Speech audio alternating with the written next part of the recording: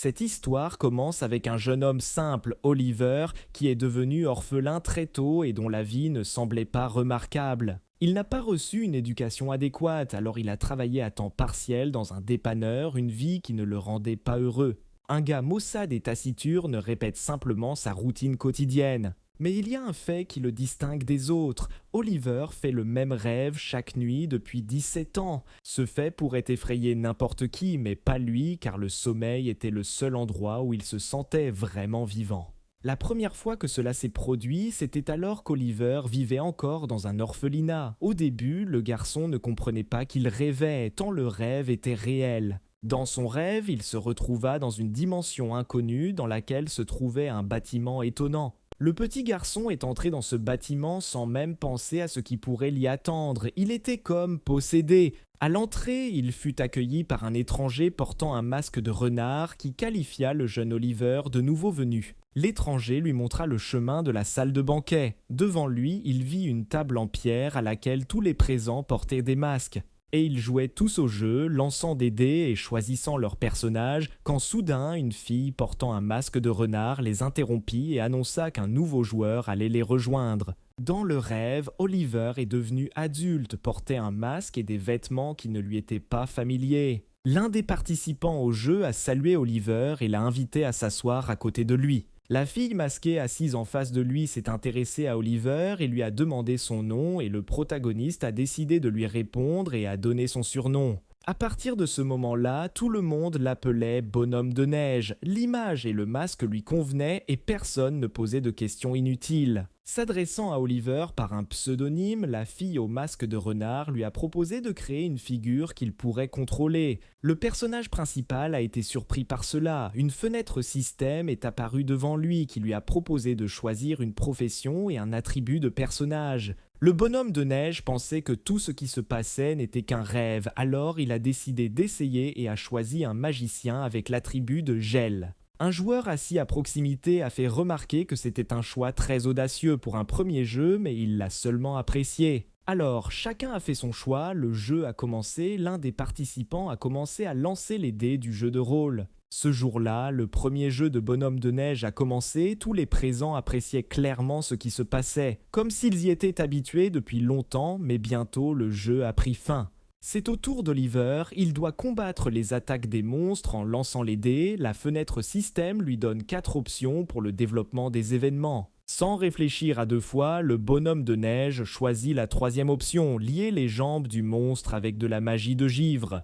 D'autres joueurs ont noté que, même si c'était le premier match d'Oliver, il faisait un excellent travail. Au fur et à mesure que le jeu continuait, chacun lançait les dés à tour de rôle et faisait son choix, combattant ses personnages contre les monstres et voulant gagner. Lorsque les participants ont vaincu les monstres, leur aventure s'est terminée, la fille masquée a annoncé la fin de la soirée et a demandé si tout le monde était satisfait du monde de l'éternité. Ainsi, Oliver apprit qu'il avait visité le monde de l'éternité. Il apprécia vraiment le jeu, car dans ce jeu, le sort de la pièce dépendait de la chance et de la stratégie du choix. Tous les participants étaient ravis, ils n'arrivaient pas à croire qu'ils pouvaient seulement profiter d'une partie d'essai et l'un de ceux assis à la table appelait déjà le bonhomme de neige pour la partie suivante. Oliver n'a pas réfléchi longtemps à la réponse car il ne servait à rien de penser à un rêve ordinaire et à qui étaient ces personnes, alors il a immédiatement accepté et à partir de ce moment-là, le bonhomme de neige est venu chaque nuit dans le monde de l'éternité.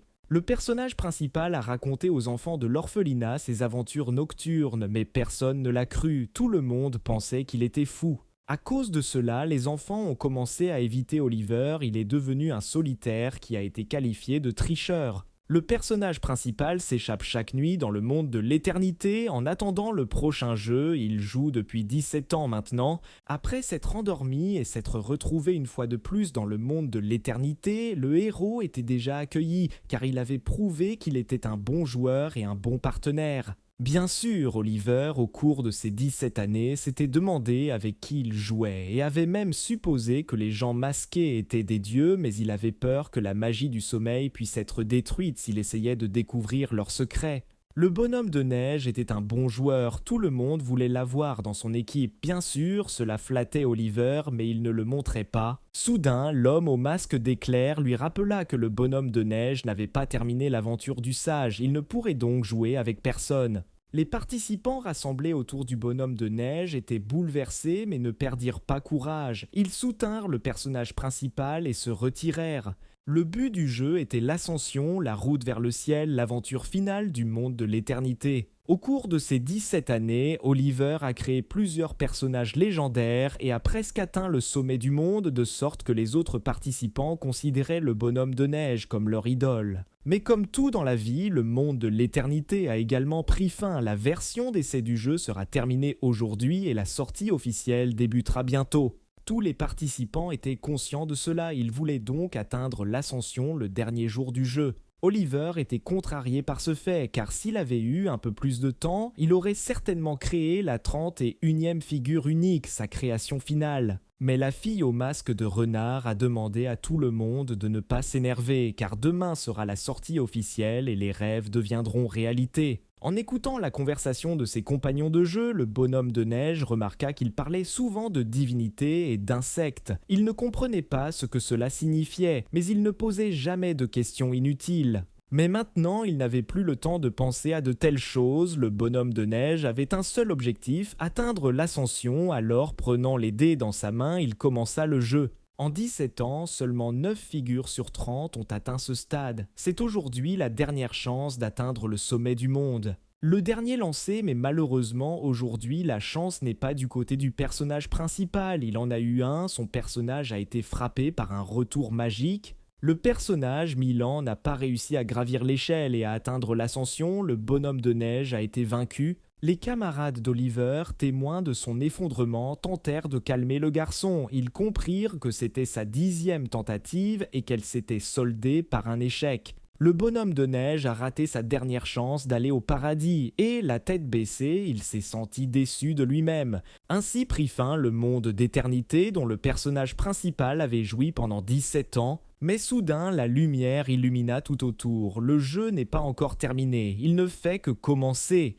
Le protagoniste s'est retrouvé face à face avec ses camarades joueurs et ils ont alors découvert qu'il était un humain, un insecte qui les avait trompés tout ce temps, se faisant passer pour un dieu. Les dieux masqués furent choqués par cette nouvelle, ils ne s'attendaient pas à un tel développement des événements. Le bonhomme de neige jouissait de la paix de l'éternité, mais maintenant il devenait lui-même un pion du jeu. Ayant appris cela, les dieux ne purent se calmer et ordonnèrent immédiatement la capture de l'imposteur. Mettant un collier sur Oliver, ils le capturèrent. Le personnage principal ne comprenait pas pourquoi ses anciens partenaires le traitaient si cruellement. Les dieux étaient sévères. Ils ne pouvaient pas croire que pendant tant d'années, l'homme avait souillé les cieux de sa présence. Oliver ne voulait pas mourir, il résista et essaya de se libérer des chaînes des dieux. Après avoir dirigé son pouvoir sur le jeune homme, le dieu au masque de foudre était sur le point de le tuer. Soudain, un autre dieu est intervenu. Il avait une apparence différente, était calme et raisonnable. Il semblait que tout se déroulait selon son scénario. Le dieu aux cheveux d'argent, Cordon, arrêta l'exécution. Il apparaissait souvent dans le monde de l'éternité et était l'un des acteurs influents. Se rapprochant des dieux, Cordon proposa une méthode de vengeance plus humaine. Les dieux n'étaient pas contents de la proposition, Cordonna, il n'en voyait aucun intérêt. Mais Cordon n'était pas aussi miséricordieux qu'il le paraissait. Il prévoyait d'envoyer Oliver dans les terres où les rêves des dieux deviendraient réalité afin qu'il meure comme un ver, devenant une victime au nom de la folie. En entendant cela, Oliver ressentit un fort sentiment de peur, il ne voulait pas être une victime, sa vie était déjà pleine de tristesse, et maintenant cela. Cordon n'avait aucune intention de sauver le protagoniste, il voulait lui causer autant de douleur que possible. Déjà désespéré, Oliver commença à entendre la voix de quelqu'un, il ne comprenait pas à qui appartenait cette voix, mais il savait avec certitude que lui seul pouvait l'entendre. Communiquant avec le jeune homme par télépathie, Cordon lui expliqua toute la situation et qu'aujourd'hui le monde d'Oliver allait changer car une fusion des mondes, celui des humains et celui de l'éternité, allait se produire. Parce que les dieux ont choisi la folie plutôt que la foi pour restaurer leur pouvoir, tous les travaux et l'histoire de l'humanité seront vendus pour la folie, cela aidera les dieux à se restaurer. Oliver ne comprenait pas ce qui se passait et Cordon continua son histoire. Selon Cordon, le bonhomme de neige n'a qu'une seule chance de sauver l'humanité, atteindre l'aventure finale, ce qu'il a échoué. Après ces mots, Cordon s'approcha du prisonnier et l'envoya à terre. Maintenant, Oliver devra être un pion entre les mains des dieux et tenter de sauver son monde. Les dieux observaient Oliver, leur regard ne le quittant jamais alors qu'il volait vers la mort. Oliver a survécu, ce qui l'a choqué car il avait supposé qu'il s'agissait de vrais dieux, qu'ils n'existaient pas seulement dans ses rêves, mais qu'ils étaient matériels. Le personnage principal s'est retrouvé dans un endroit inconnu, il faisait trop sombre et il ne pouvait rien voir. Soudain, tout fut illuminé par la lumière, le monde de l'éternité fusionna avec le monde humain et forma un nouveau monde, Pandeia. Un monde complètement différent est apparu devant Oliver, maintenant cela ressemblait plus à un jeu avec des châteaux et un terrain rocheux. Le personnage principal était très surpris par une telle beauté, mais ne pouvait toujours pas croire que c'était la réalité. Soudain, une fenêtre système familière apparut devant lui, informant le joueur que 7 900 000 joueurs supplémentaires avaient rejoint le jeu. Se retrouvant à nouveau dans un lieu inconnu, Oliver, comme dans le monde de l'éternité, a dû choisir un personnage et des attributs. Autour de lui, le protagoniste remarque d'autres silhouettes de personnes qui étaient également sur le point de choisir un personnage, et seul Oliver comprenait qu'ils étaient sur le point de se lancer dans un voyage difficile. Oliver sombra dans le désespoir, Cordon ne l'avait pas trompé, les mondes s'étaient vraiment unis. Il n'avait pas besoin de simplement vivre une aventure, il devait sauver le monde. De tristes souvenirs ont rempli la tête du protagoniste, son destin s'est répété, ayant trouvé de nouveaux amis, ils se sont immédiatement détournés de lui, ayant appris qu'il était humain, Oliver ne pouvait pas supporter cela, la colère s'est emparée de lui. Il va maintenant utiliser toute l'expérience qu'il a acquise au cours de 17 ans, il deviendra une 31e figure unique et atteindra les dieux. Le monde de l'éternité n'est pas différent des RPG sur table. Ce jeu vous permet de créer quelque chose de spécifique et d'unique et les objets de départ changent beaucoup. Ayant absorbé les connaissances de nombreuses années d'expérience de jeu, Oliver crée un invocateur d'ombre et commence le jeu sous son ancien alias, Snowman. La première aventure est choisie au hasard, le personnage principal était préparé pour cela et il savait comment terminer toutes les premières aventures, il n'avait donc pas peur des ruines de la lune oubliée. Mais Oliver était inquiet car les ruines étaient pleines de pièges et il n'avait pas de voleurs dans le groupe ni la compétence pour désamorcer les pièges. Ce ne sera pas facile, mais il devra avancer car il n'a pas le choix. Le personnage principal avance, remarquant des lieux familiers. Il atteint l'entrée des ruines de la lune oubliée et voit une image familière. Il est confronté à un choix, ouvrir la porte ou tirer le levier. La fenêtre du système réapparaît devant le jeune homme avec des indices, mais Oliver a mémorisé toutes les règles au cours de ses 17 années. Même s'il s'agissait d'une version d'essai, certaines modifications auraient pu être apportées à la version finale, et c'est une bonne chose que beaucoup de choses lui soient restées familières. Le protagoniste a terminé la première tâche et a ouvert en toute sécurité les portes des ruines. Au fur et à mesure qu'il avance, il se rapproche du prochain test dont il se souvient également, il n'a donc pas peur de le réussir. L'essence du piège était de résoudre une énigme qui donnerait un indice dans quel ordre marcher sur les tuiles. Oliver se souvenait de tout, il n'avait donc plus qu'à répéter la séquence correcte et il pourrait alors passer en toute sécurité. En regardant la tuile, il rassembla ses pensées et repassa une fois de plus la séquence dans sa tête. Lion, loup, lune et mouton. Après avoir fait quelques pas, le protagoniste était convaincu de l'exactitude de ses souvenirs. Ses prochains pas étaient donc confiants et rapides. Après avoir réussi l'épreuve, le jeune homme expira et redressa les épaules. Cette tâche lui parut facile. Il ne resta pas longtemps au même endroit et continua son chemin. Devant lui se trouvait un couloir sombre. Il semblait que des fantômes y vivaient. Une atmosphère effrayante remplissait tout l'espace. En marchant un peu plus loin, Oliver tombe à nouveau sur un endroit familier. C'était le prochain test qui démontrait l'essence des ruines.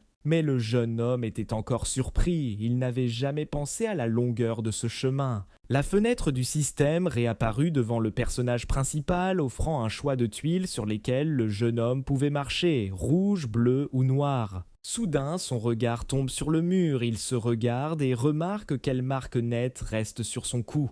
La bande noire sur son cou ressemblait à un collier, une cicatrice laissée sur lui par le dieu au masque de foudre. Oliver se souvenait de ses anciens amis qui l'avaient trahi, il les détestait et avait soif de vengeance. Mais ce n'est pas le moment d'y penser, il doit passer le test. Oliver a décidé de compter sur sa chance et a fait le premier pas. Après avoir marché sur la tuile rouge, rien ne se passa, le jeune homme se calma un peu et continua son chemin. Mais lorsqu'il marcha sur la tuile bleue, il fut vaincu et activa un piège qui lui porta un coup soudain au bras. Après avoir ressenti une douleur extrême, Oliver regarde autour de lui et remarque que plus rien ne lui tire dessus depuis le mur. Le test devient non seulement dangereux mais aussi intéressant et l'esprit d'aventure d'Oliver s'éveille. À ce moment-là, le bruit des pièces de monnaie sonnant dans le ciel se fit entendre. Les dieux non seulement observaient le personnage principal, mais pariaient également sur sa vie. Poursuivant ses essais, le jeune homme ne s'arrêta pas. Il était déjà tout blessé, puisque les pièges s'activaient dès qu'il ne devinait pas, mais cela ne l'arrêta pas. Oliver avança.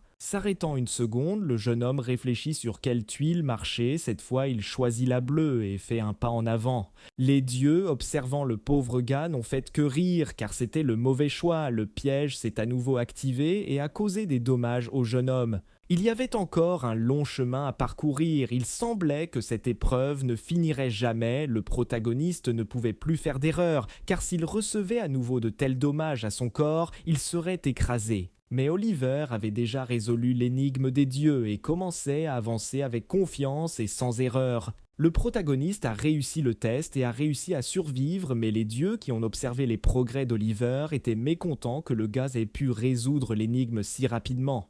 Une fois le test terminé, un coffre doré contenant une récompense est apparu devant les yeux du protagoniste, mais il n'avait pas l'intention de l'ouvrir car il avait une chance de recevoir beaucoup plus. Il n'a pas laissé passer l'occasion et a continué avec confiance son chemin à travers les ruines. Les dieux furent stupéfaits par la décision d'Oliver, ils le considéraient comme un masochiste car le test suivant n'était même pas proche des précédents. Mais le personnage principal était confiant dans ses capacités. Il se tenait déjà devant la porte derrière laquelle se trouvait le carré lunaire. Il était une fois de plus confronté au choix d'ignorer l'avertissement ou de se rendre, mais le jeune homme savait déjà qu'il ne choisirait jamais la deuxième option. Alors, il ouvrit les portes du carré lunaire. Olivier entra et devant lui se tenait un noble chevalier, agenouillé, appuyé sur son épée. Dès que le chevalier de la lune a remarqué le jeune homme, il a immédiatement pointé son épée sur lui et s'est préparé à attaquer. Moon Knight Karuna ne pouvait pas pardonner à Oliver une telle arrogance, il se prépare à tuer le protagoniste pour être entré. Le protagoniste avait déjà rencontré Karun lorsqu'il jouait à la version d'essai du monde de l'éternité, même là, beaucoup ne pouvaient pas passer ce test.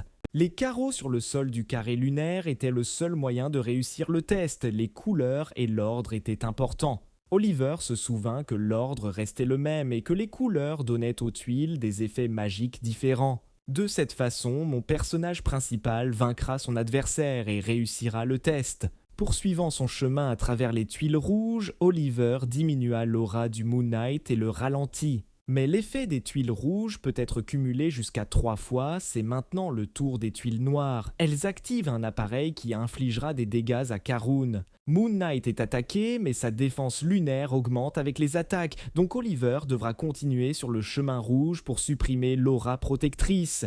Il s'agit d'une tactique de travail qui aidera le protagoniste à vaincre l'ennemi et à réussir le test. Mais ce n'était pas si simple, le chevalier de la lune n'allait pas abandonner et se préparait à attaquer en utilisant sa capacité Moonlight Slash. Oliver connaissait tous les mouvements du chevalier, l'ayant affronté à de nombreuses reprises, et il savait également comment échapper à l'attaque mortelle de Karun. Grâce à la lumière de la lune, le protagoniste repoussa l'attaque du chevalier et réussit à survivre. Les dieux furent indignés, car l'épreuve pour débutants ne devait pas être si difficile. Oliver a réussi à résoudre cette énigme, il a fait ce que les dieux ne pouvaient pas faire. Le jeune homme était non seulement débrouillard, mais aussi chanceux, alors en utilisant ses tactiques, il a pu vaincre le chevalier de la lune et gagner le test.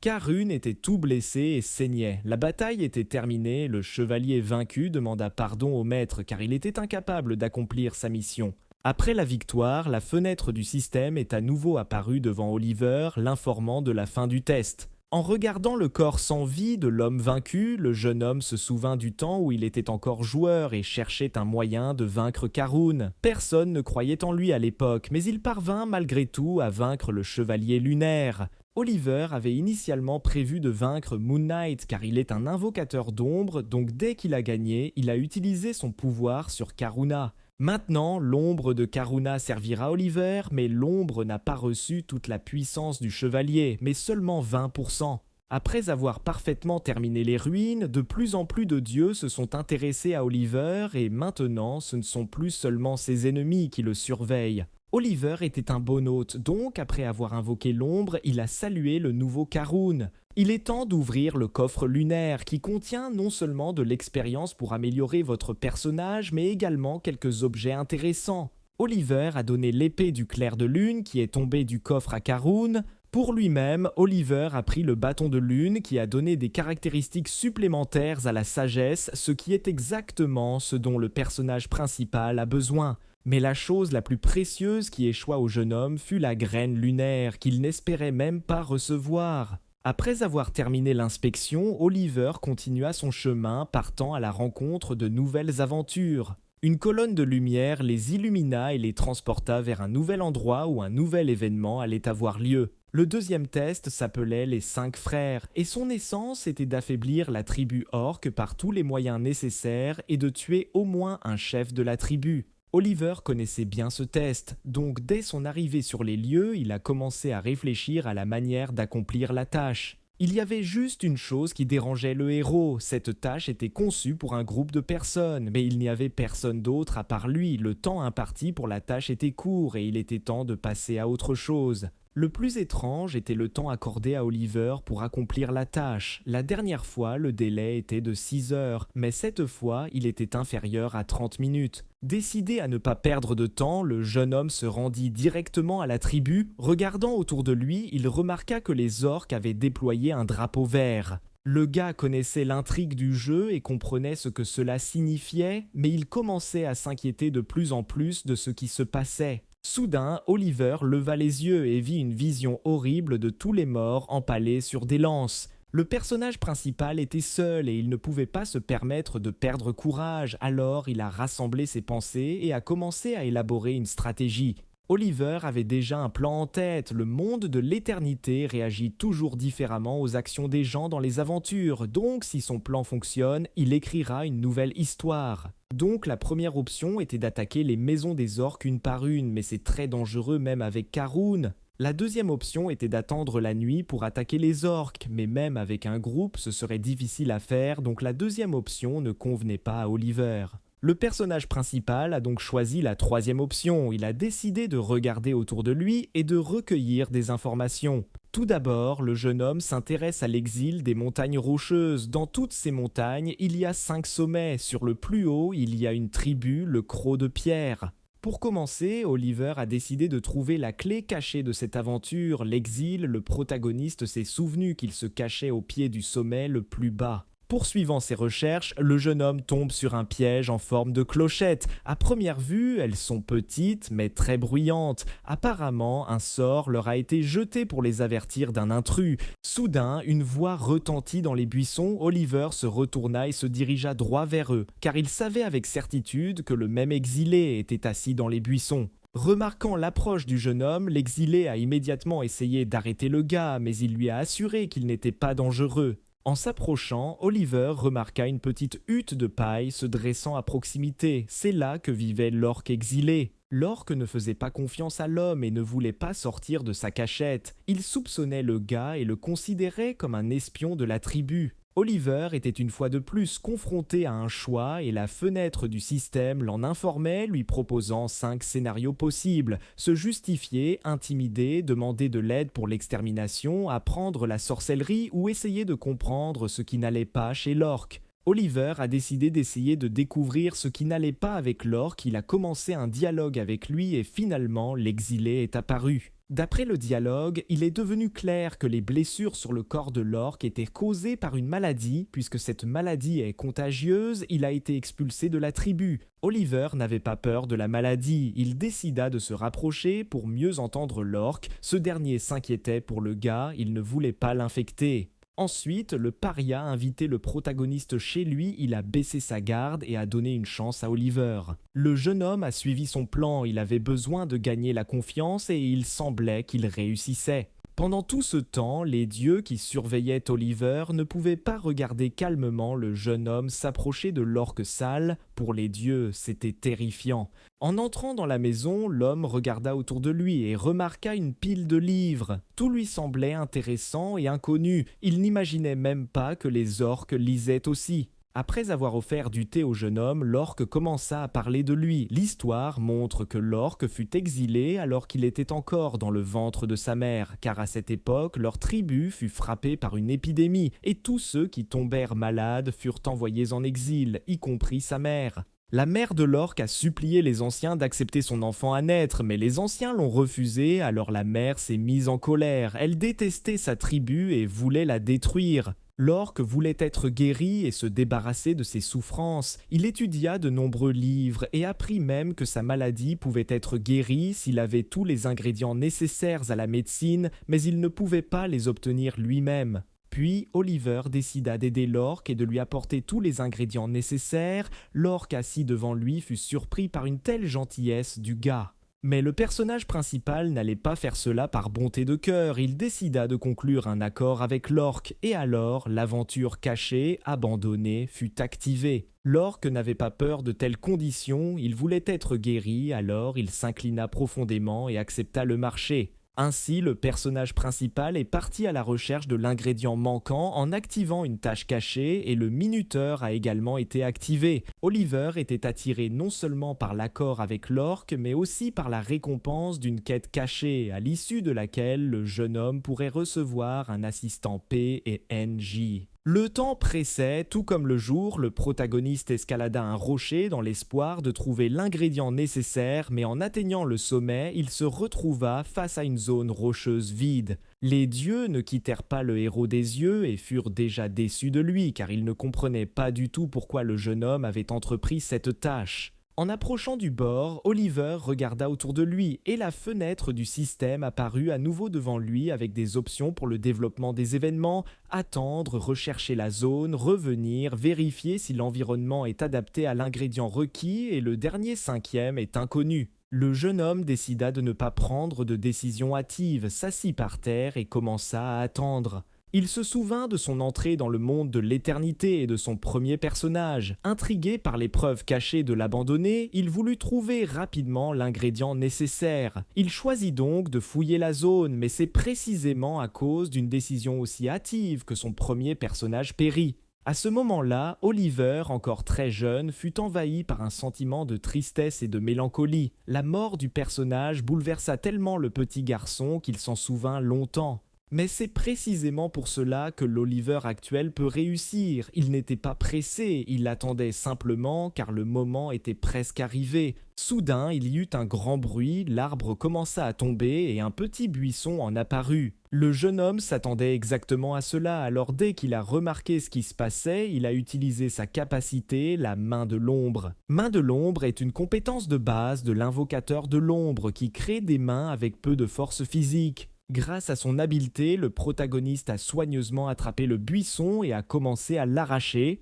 À première vue, cela peut paraître facile, mais le personnage principal a dû faire de gros efforts pour retirer soigneusement le buisson du rocher. La tâche est accomplie, le protagoniste a obtenu l'ingrédient nécessaire et peut désormais se rendre auprès de l'orque. Mais de manière inattendue pour Oliver, quelque chose a commencé à briller sur la branche. Au début, le jeune homme pensait qu'il l'imaginait. Mais après un certain temps, une fenêtre système est apparue devant le héros qui l'a informé du début d'une autre tâche cachée, une montre de poche sans propriétaire. L'essence de cette tâche est de trouver quelqu'un dans la ville de Kongori qui reconnaît cette montre. Alors qu'Oliver prenait la montre de la branche à l'aide de sa capacité d'ombre, les dieux ne cessaient de parler. Ils discutaient tous du personnage principal et ne le voyaient plus comme un nouveau venu. Les dieux ne savaient rien de la quête de la montre de poche cachée, alors ils se sont immédiatement tournés vers le manuel du jeu, mais même là, rien n'était écrit sur cette quête. À ce moment-là, l'orque était assis près du feu et attendait Oliver. Il se demandait s'il était possible de faire confiance et de croire une personne. Après un certain temps, tout blessé, le jeune homme atteignit enfin l'antre de l'exilé avec l'ingrédient nécessaire. L'exilé fut très surpris que l'homme ait tenu sa promesse et soit revenu. L'orque était si reconnaissant qu'il commença à s'incliner aux pieds d'Oliver. Après avoir reçu une lueur d'espoir, l'orque voulut connaître le nom de son sauveur. Oliver se présenta par son surnom Bonhomme de neige. L'exilé a également décidé de se présenter. Maintenant, Oliver sait que le nom de l'orque est Michael. Michael était submergé par l'émotion, il n'oublierait jamais la gentillesse du bonhomme de neige. Maintenant, l'orque était redevable à Oliver, il l'aiderait donc de toutes les manières possibles. L'orque est complètement rétabli, il est prêt à aider le bonhomme de neige dans n'importe quelle affaire et remplira sa part du marché. À ce moment-là, une fenêtre système est apparue devant Oliver qui offrait 4 développements possibles, mais un seul convenait au personnage principal: détruire la tribu de l'intérieur. Après avoir dit cela à Michael, il a immédiatement commencé à réfléchir à des moyens d'infiltrer la tribu. Il n'avait qu'une seule idée. Cette nuit-là avait lieu la fête des récoltes et chaque membre de la tribu devait boire le sang d'un animal dans un immense chaudron. Michael suggéra au bonhomme de neige de mélanger quelques préparations dans le chaudron des orques qui aiderait grandement à exécuter le plan. Tout en ramassant les flacons, Oliver continuait à s'inquiéter pour son assistant. Il ne voulait pas que quelque chose fasse du mal à Michael. Mais Michael a convaincu le bonhomme de neige que désormais son seul désir était de satisfaire la demande de sa mère de détruire la tribu. Après cela, Michael brûla sa hutte et partit, emportant avec lui seulement le médicament contre la maladie et un livre avec de nombreuses pages blanches. Oliver a accompli la tâche, a aidé l'exilé, a reçu une récompense et quelques titres, étant seul et une créature attirante. Il était temps d'agir. Assis près de l'arbre, Oliver repensa au plan et observa également les récipients contenant des liquides: le rouge, l'élixir de camouflage, le bleu, l'élixir de folie. Après avoir rassemblé ses pensées, le protagoniste boit l'élixir rouge, il ne lui sera désormais plus difficile de pénétrer dans l'antre de ses ennemis. Après avoir bu l'élixir, le bonhomme de neige se transforma en orque. Il se dirigea aussitôt vers la tribu. À l'entrée, il fut accueilli par 2 gardes qui lui rappelèrent qu'il lui était interdit de quitter le village pendant le festival. Le héros passa facilement les gardes sous les traits d'un troll et partit immédiatement chercher un chaudron pour y verser l'élixir bleu. Le chaudron est quelque part à l'intérieur, alors Oliver a pénétré dans ses profondeurs. Finalement, il trouva un chaudron dans lequel le sang des animaux bouillait déjà. Il remarqua immédiatement que cet endroit était le plus gardé de la tribu. Le plan d'Oliver était de verser l'élixir dans le chaudron déguisé en sang animal, mais le garde a refusé. Ensuite, le protagoniste a décidé de dire que c'était le sang d'un dragon bleu. Le garde a immédiatement accepté car les membres de la tribu croyaient qu'avec l'aide de ce sang, la tribu pourrait recevoir la bénédiction de Tranktide. Le garde s'est immédiatement dirigé vers la tête, s'est agenouillé et a présenté le sang spécial. Le chef de la tribu regarda son subordonné et sans réfléchir à 2 fois accepta la fiole de sang de dragon. Mais avant d'ajouter du sang au chaudron, il devait vérifier personnellement que le sang était vrai. Après avoir ouvert la bouteille, le chef sentit une forte odeur de sang. Il était maintenant sûr du contenu et donna son consentement pour que le sang soit ajouté au chaudron. Les orques ne purent détecter la potion car Michael l'avait déguisée en sang. Le rang héroïque de l'homme abandonné n'était pas pour le spectacle. Le garde, sans méfiance, verse calmement le contenu de la fiole et est déjà heureux que ce soir, à minuit, la tribu goûtera non seulement le sang des animaux ordinaires, mais aussi le dragon bleu lui-même.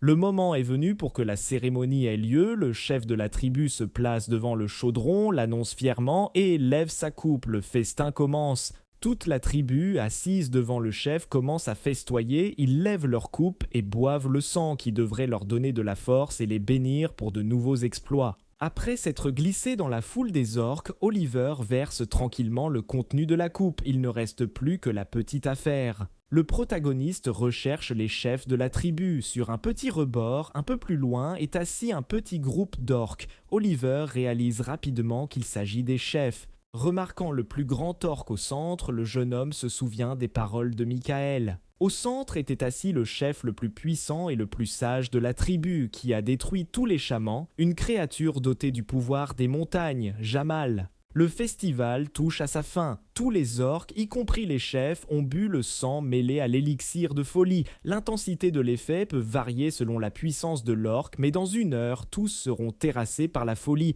Oliver part, car sa tâche est accomplie, et si des circonstances imprévues n'empêchent pas cette nuit, la tribu Stonefang disparaîtra à jamais. Le personnage principal part alors à la recherche des trésors de la tribu. S'étant enfoncé un peu plus loin dans la forêt, Oliver se cache dans les buissons. Non loin de la tribu, il y avait une petite mine qui était constamment gardée par des gardes orques. C'était le trésor. Les dieux observaient Oliver, ils ne pouvaient pas comprendre comment ce joueur en savait autant et supposaient même qu'il était un médium. À ce moment-là, le protagoniste a évalué la situation et la force des gardes. Ils n'étaient pas comparables aux chefs, mais ils étaient toujours très forts. Le temps est venu pour que l'élixir fasse effet, les orques sont devenus fous et ont commencé à se battre entre eux. Oliver n'allait pas rester à l'écart, donc dès qu'un des orques gagnait, le protagoniste faisait appel à son ombre, Karun, et coupait la tête du vainqueur. Karuna coupe facilement la tête de l'orque car sous l'influence de la potion, ils ne font pas le poids face aux chevaliers de la lune.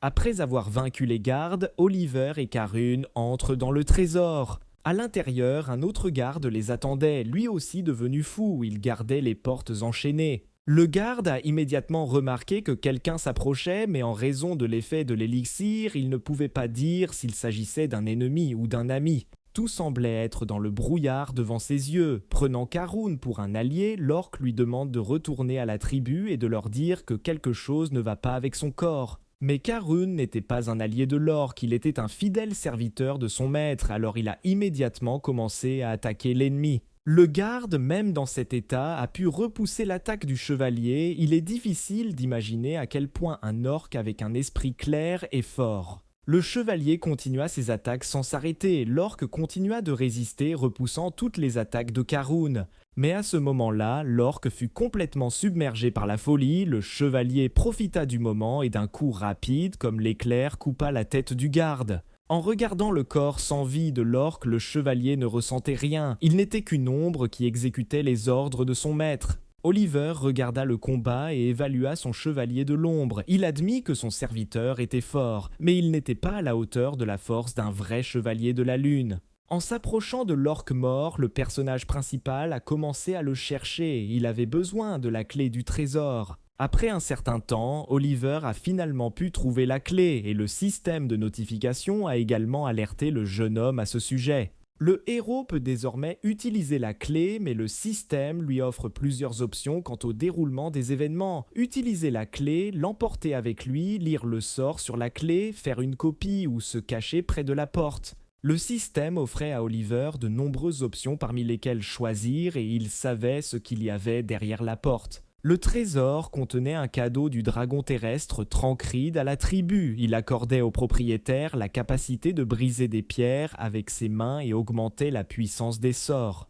Mais le prix de ce don fut d'interminables batailles pour en obtenir le droit de possession. Pour éviter de futurs conflits et effusions de sang, l'un des ancêtres rassembla tous les chamans et les enchaîna par une malédiction fraternelle. Tenant la clé dans ses mains, le protagoniste a compris que même si la tâche était de nommer 5 frères amicaux, en fait ils voulaient s'entretuer, ils ne pouvaient tout simplement pas. Oliver décide donc de prendre la clé, mais de ne pas toucher les gants. Cela suffira à monter les chefs de la tribu, les uns contre les autres. Comme le héros l'avait prévu, dans tout ce chaos, les dirigeants ne pensèrent qu'au cadeau du serpent de pierre et se précipitèrent immédiatement vers le trésor. Voyant que le garde avait été tué et la clé volée, ils commencèrent à briser les portes pour vérifier le trésor. Mais une fois à l'intérieur du coffre-fort, les orques furent stupéfaits par ce qu'ils virent. Ils n'en croyaient pas leurs yeux. Leur précieux cadeau était intact, les gants planant toujours au-dessus de l'autel sacré. Les orques ne comprenaient pas ce qui se passait et commencèrent à se blâmer les uns les autres pour le chaos. Mais Jamal a mis de côté leurs querelles et leurs accusations insensées et a rappelé aux dirigeants qu'ils étaient liés par une malédiction fraternelle. Les chefs de la tribu ne parvenaient pas à se calmer, ils devaient maintenant faire face au chaos. Les orques se retirèrent, mais ils soupçonnaient toujours Jamal de ce qui se passait, pensant qu'il avait tout mis en place pour obtenir les gants. Jamal n'a pas dit un mot aux dirigeants, il a juste regardé la relique tribale liée. Pendant ce temps, les dirigeants devaient faire face au chaos qui avait envahi leur tribu. Ils n'avaient pratiquement plus de force. L'orque épuisé était rempli de colère, donc l'effet de l'élixir de folie devint plus fort. Mais soudain, en tournant son regard vers les profondeurs de la grotte, l'orque remarque quelque chose. Oliver se cachait dans cette grotte et depuis qu'il a été reconnu, l'effet du déguisement prend fin. Il redevient humain, mais il reste avec un effet permanent, la langue des trolls. Le protagoniste a pris sa vraie forme, il ne s'attendait pas à être exposé si rapidement, mais maintenant le combat ne peut être évité. L'orque enragé, tenant sa hache tranchante dans ses mains, commence immédiatement à attaquer. Oliver est concentré et calme, il invoque son chevalier de l'ombre Carriun et donne l'ordre de tuer l'ennemi. Le chevalier se lance dans un combat acharné avec l'orque et après avoir porté d'innombrables coups, l'orque tombe au sol, saignant.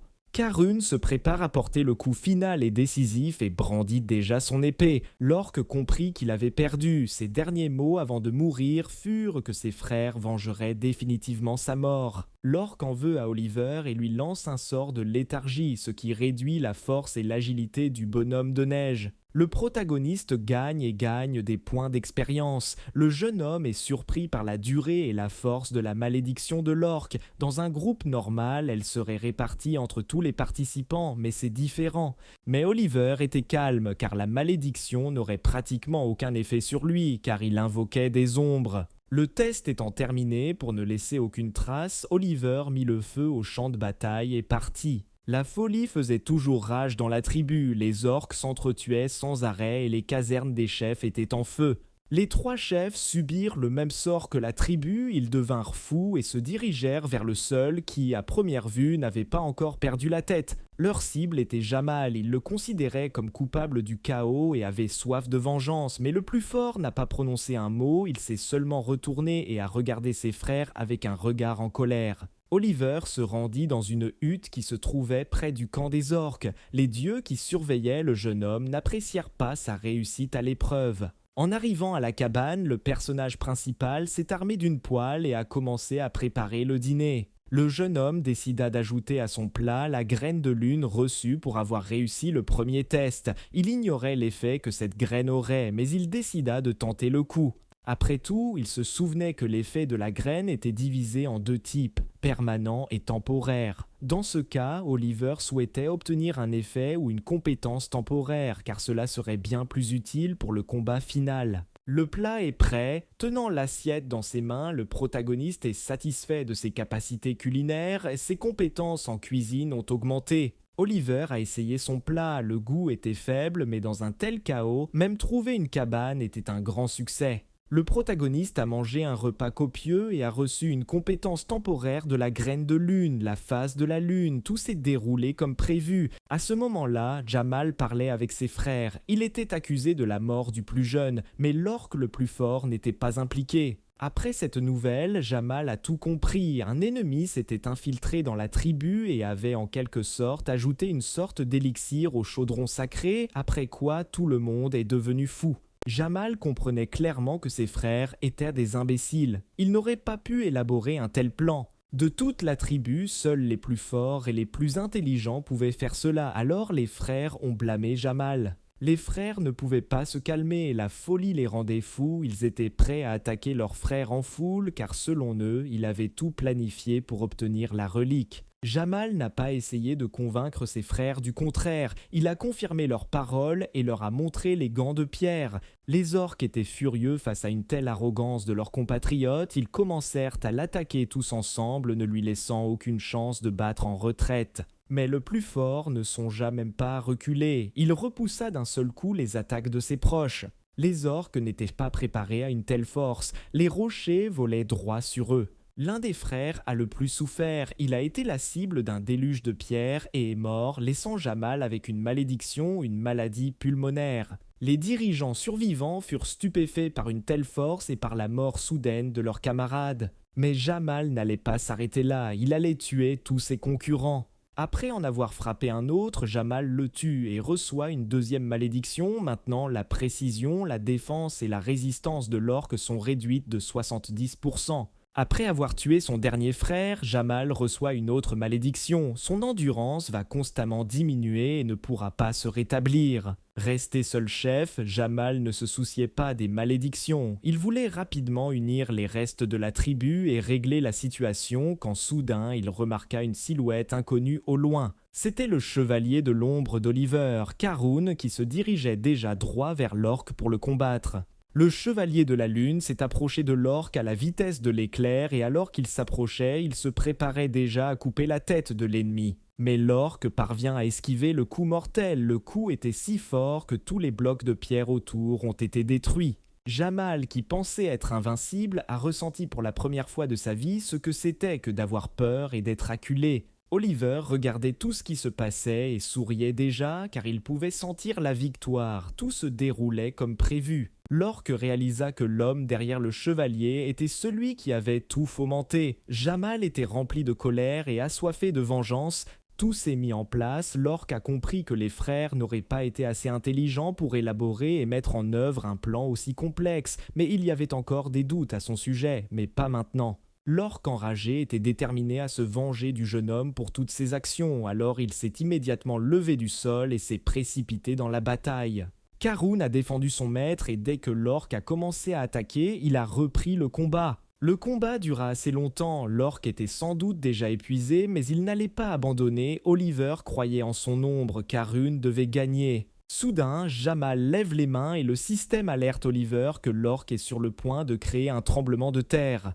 Le protagoniste ne comprenait pas ce qui se passait. Les points de pierre étaient un objet qui procurait une puissance énorme, mais ils avaient aussi un énorme recul sur l'utilisateur. D'après les calculs d'Oliver, Jamal aurait déjà dû être épuisé par sa propre force. Le jeune homme se serait-il trompé dans ses calculs? Il avait l'impression que les gants n'avaient pas affaibli l'adversaire, mais plutôt le renforcé. Oliver a longuement réfléchi à ce qui n'allait pas et a finalement compris, les points de pierre s'étaient transformés en points de montagne. Le manuel contenait peu d'informations et indiquait que les points de pierre pouvaient se transformer en points de montagne s'ils étaient remplis d'énergie terrestre. Le jeune homme commença à devenir nerveux car pendant toutes ces 17 années, la stratégie d'attaque des frères n'avait pas changé, il craignait que le résultat ait changé. En rejouant tout cela dans sa tête, Oliver réalisa qu'il n'avait jamais combattu Jamal au cours de ces 17 années. Dans le jeu, le plus fort était choisi au hasard à chaque fois. C'était la première fois que Jamal était l'orque le plus fort. Soudain, l'orque frappe le chevalier et le jette vers Oliver, frappant ainsi également le lanceur de sorts. Le personnage principal est gravement touché, il tombe au sol et perd connaissance. À ce moment-là, Oliver revoit son passé avant que la légende du bonhomme de neige ne soit écrite.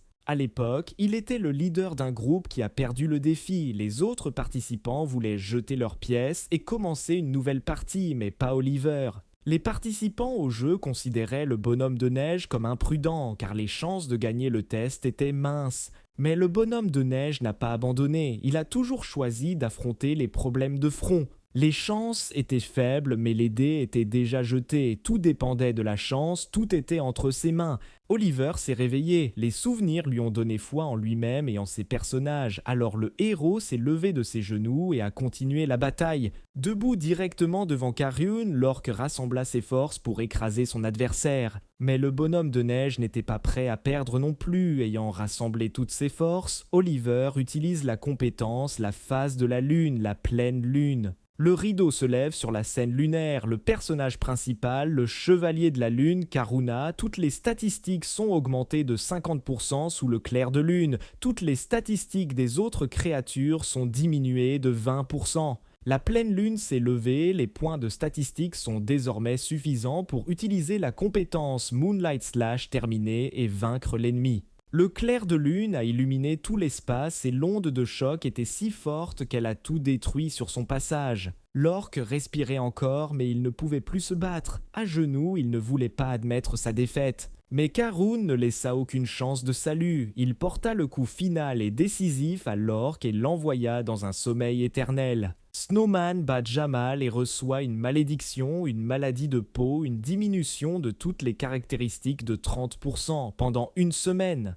Le système notifie également que tous les chefs sont vaincus, le bonhomme de neige est donc libéré de toutes les malédictions et la récompense est améliorée en relique sacrée du croc de pierre. Les dieux ont regardé le bonhomme de neige du haut du ciel et ont été stupéfaits de sa disparition. C'était si intéressant d'observer le test que beaucoup d'entre eux sont devenus fans du bonhomme de neige. En regardant le corps sans vie de Jamal, Oliver décide d'invoquer son ombre car ce personnage est une variable imprévisible qui détruit les paramètres initiaux du monde et dépasse les attentes. Le protagoniste utilise sa compétence sur le corps de Jamal et invoque son ombre qui devra désormais servir le bonhomme de neige. L'ombre se lève et les signes de son maître, Jamal, acquièrent des compétences, une armure de pierre et une position de tremblement de terre. L'ombre de Jamal tend la main à Oliver et lui demande de le laisser récupérer les corps des frères. Après avoir récupéré les corps, Jamal utilise la compétence d'absorption magique et prend les pouvoirs de ses proches, devenant ainsi plus fort. Le bonhomme de neige a apporté la révolution et a accompli beaucoup de choses. Il a libéré la ville de Kongorioth du joug du croc de pierre. Même les marchands louent le bonhomme de neige. Son nom restera longtemps dans les mémoires. La structure du monde a changé, le joueur peut désormais choisir l'un des deux défis proposés, plusieurs aventures secrètes ont été débloquées en raison d'une réputation accrue, mais elles doivent d'abord être découvertes. Finalement, Oliver atteignit le coffre de récompense dans lequel il trouva des points d'expérience, des points d'attribut, des points de montagne, un manteau de pierre et une racine spirituelle. Oliver fut extrêmement surpris par une telle chance. Il obtint un objet rare, les points de montagne, une relique sacrée de la tribu. Après avoir invoqué les gants de pierre de son inventaire, Oliver a décidé de les donner à Jamal. Il lui donnerait plus de pouvoir que quiconque. Quant à lui, le personnage principal a reçu une robe en pierre qui donnait des points de statistiques supplémentaires et qui n'avait pas l'air mal du tout.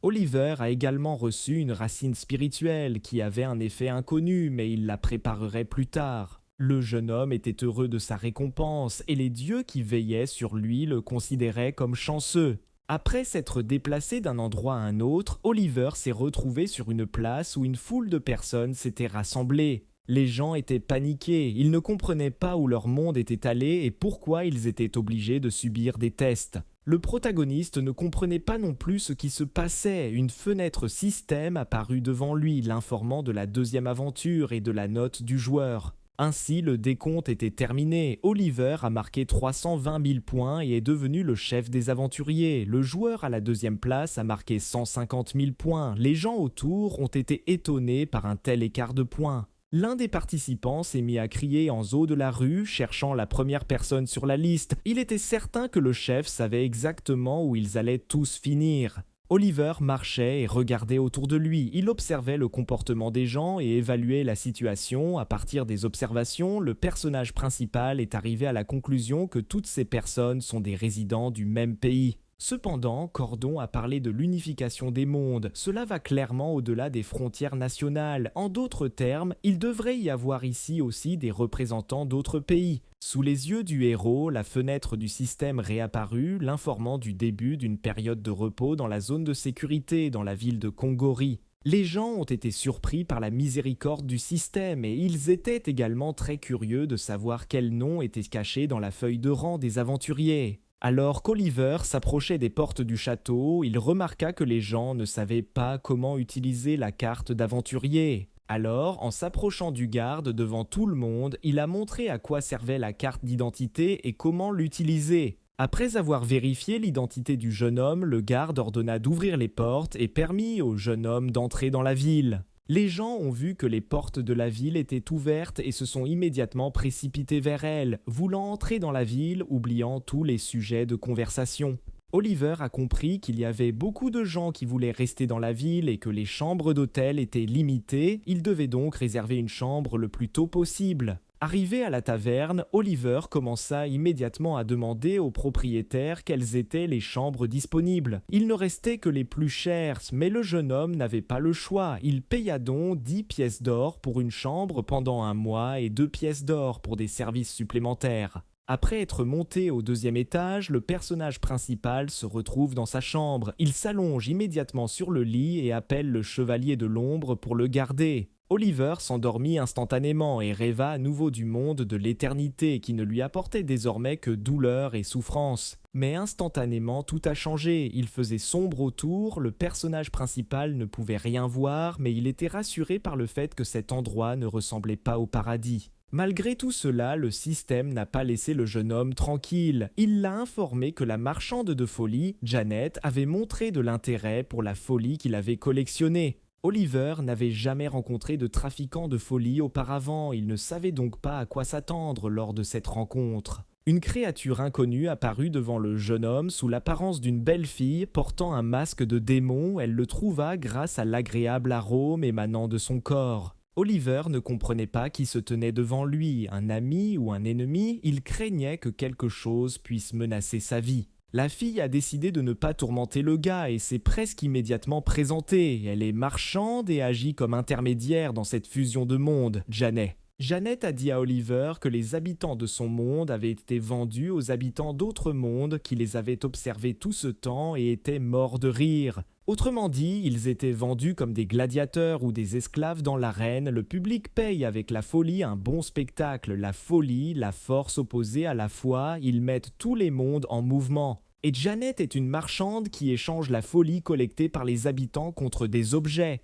En écoutant l'histoire de Janet, Oliver se rend compte que les mots de Cordone ont désormais du sens et l'image prend forme dans sa tête. Les dieux gagnent la folie en vendant l'humanité et les habitants de Pandéa et montrent également le spectacle aux habitants d'autres mondes afin d'obtenir d'eux la folie. Désormais, le personnage principal comprend le système et pour échapper à cet enfer, il n'y a qu'une seule issue, l'ascension. Oliver a accumulé suffisamment de folie et peut acquérir de nombreux objets uniques différents. La chance est à nouveau de son côté. Le jeune homme s'enquit de ce qui était disponible, puis la vendeuse lui ouvrit un catalogue. Oliver fut surpris de la quantité qu'il pouvait acheter. De tout ce qui était présenté, le héros ne s'intéressait qu'à un sac et à un récipient pour épices d'un rang inhabituel. Oliver ne s'intéressait à rien d'autre. Janet n'arrivait pas à y croire, sa fierté et son honneur étaient blessés car elle se considérait comme la meilleure commerçante avec la meilleure sélection.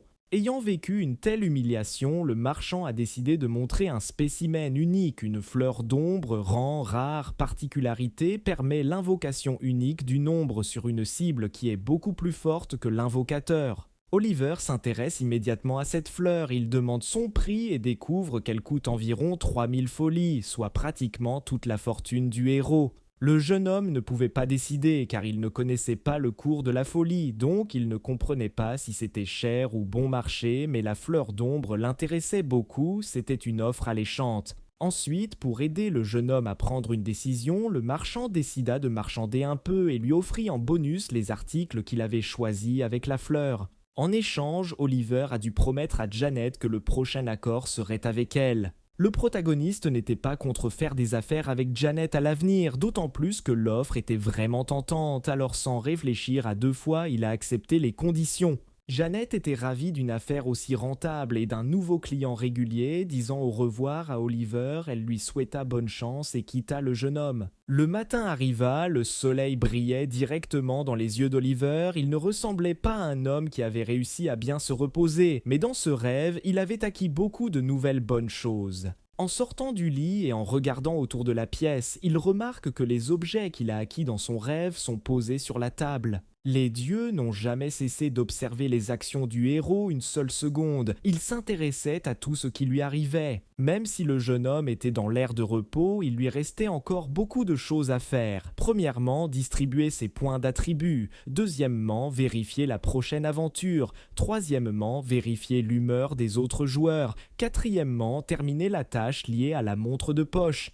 Prenant la montre dans sa main, Oliver ne savait pas par où commencer car il ne se souvenait d'aucune information à son sujet. Après le réveil, ses souvenirs du monde éternel disparaissent périodiquement. Il essaie de se concentrer et de se souvenir de l'essence de certaines tâches, mais en vain.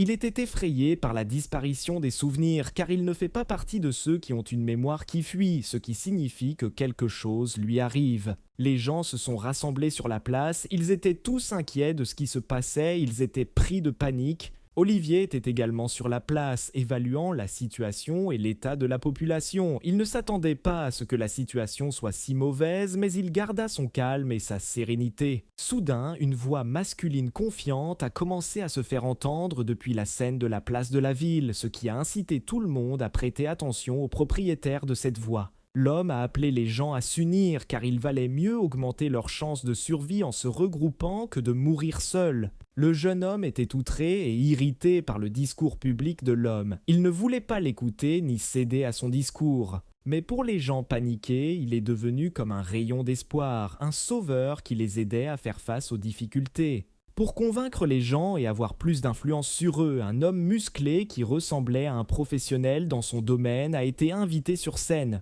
L'orateur a également affirmé que l'homme en armure était le leader caché dans la liste de classement des aventuriers. Oliver était effrayé par ce qui se passait car les gens allaient faire confiance à ce trompeur et le suivre jusqu'à la mort. Mais l'orateur ne s'est pas arrêté, continuant à convaincre les gens, il les a de plus en plus convaincus que ce n'est qu'avec l'aide de la force qu'il pourrait survivre. Les gens, bien qu'avec des doutes, croyaient l'homme. Ils voulaient survivre et vivre une vie longue et heureuse. Ils étaient donc prêts à se battre pour cela. C'est en s'appuyant sur l'espoir des gens ordinaires que l'orateur a voulu créer une communauté dans laquelle les gens se protégeraient les uns les autres. Oliver a supposé que cela pouvait arriver, peut-être que d'autres créaient déjà des communautés similaires. Au début, ils se protégeraient vraiment les uns les autres, mais après cela, leur sentiment d'importance personnelle grandirait et les guerres commenceraient. Le jeune homme ne se souciait pas de ces groupes, ne faisait confiance à personne et se fichait complètement des autres. Dès son enfance, il avait connu l'indifférence et la méfiance grâce à la vie à l'orphelinat. Après avoir vaqué à ses occupations, le protagoniste arrive au centre d'entraînement et, à l'entrée, il est accueilli par le gardien de ce lieu, le voyant des ténèbres. À ce stade, un système apparaît avec des options pour le développement d'événements. Apprendre de nouvelles compétences, améliorer les compétences existantes, tester votre force, demander un emploi ou en savoir plus sur les invocateurs de l'ombre.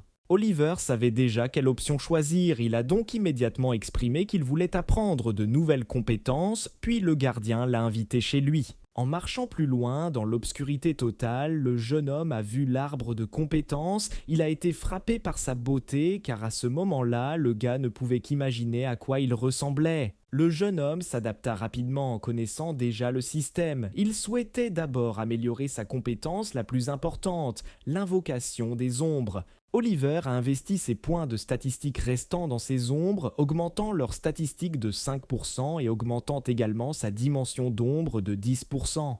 Le protagoniste a fini de distribuer ses points de statistiques et est retourné à la taverne, assis avec une chope de bière, regardant sa montre de poche et réfléchissant à la tâche. Oliver comprend que si quelqu'un découvre sa source de pouvoir et de connaissances, le jeune homme sera immédiatement détruit, alors il décide de se déplacer seul. Alors qu'il réfléchit à cela, Oliver remarque soudain un vieil homme qui le regarde intensément. Il semble familier au personnage principal. Le vieil homme s'intéressa à la montre de poche que le jeune homme tenait dans ses mains depuis tout ce temps. Il s'approcha du jeune homme et commença à lui poser des questions à ce sujet.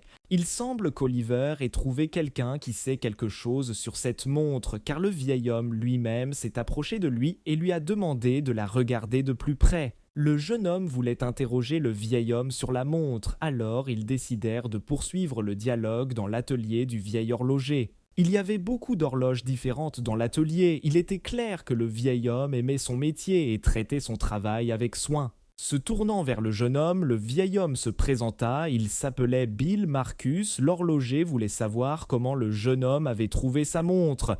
Puis Oliver lui raconta comment il les avait trouvés. Le vieil homme semblait familier au jeune homme, mais il ne se souvenait plus de lui et toutes ses tentatives se soldaient par un mal de tête. Il était clair que le personnage principal avait déjà accompli une mission secrète, mais il n'avait aucune information à son sujet en tête. Après avoir raconté ces histoires, Bill a réalisé ce qui était arrivé à la montre et comment elle avait été perdue, et il a demandé la permission de regarder la montre de plus près. Bill fut alors convaincu que c'était bien son travail, son nom y était gravé, ce qu'Oliver ne put lire pendant si longtemps.